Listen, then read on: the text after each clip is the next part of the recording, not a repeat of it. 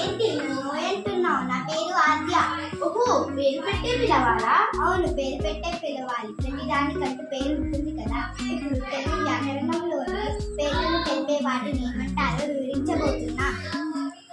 అవి మనుషుల పేర్లు, జంతువుల పేర్లు, పక్షుల పేర్లు, పర్వతాల పేర్లు, వస్తువుల పేర్లు, పూల పేర్లు, నదుల పేర్లు, స్థలాల పేర్లు, పండ్ల పేర్లు, కూరగాయల పేర్లు, ఇలా మనుషుల పేర్లు, జంతువుల పేర్లు, పర్వతాల పేర్లు, నదుల పేర్లు మొదలైన వాటి పేర్లను తెలిపే పదాలను నామవాచకం అని అంటారు.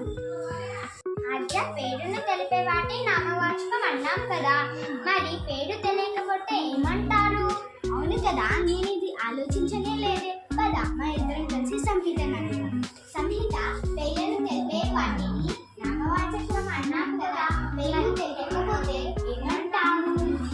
నాకు తెలుసు, పదండి వివరిస్తాను. మీరు పేర్లను తెలిపే పదాలను నామవాచకాలు అన్నారు. పేరు తెలియకపోతే ఏమనాలో మా స్నేహితులు చెబుతాను. ఉదాహరణలు: ఈయన, ఆయన, అతడు,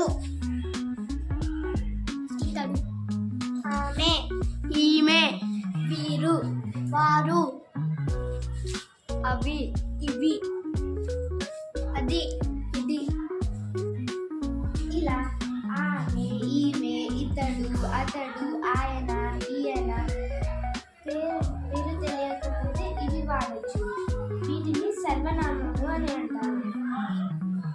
పేర్లకు బదులుగా వాడే పదాలను సర్వనామం అని అంటారు.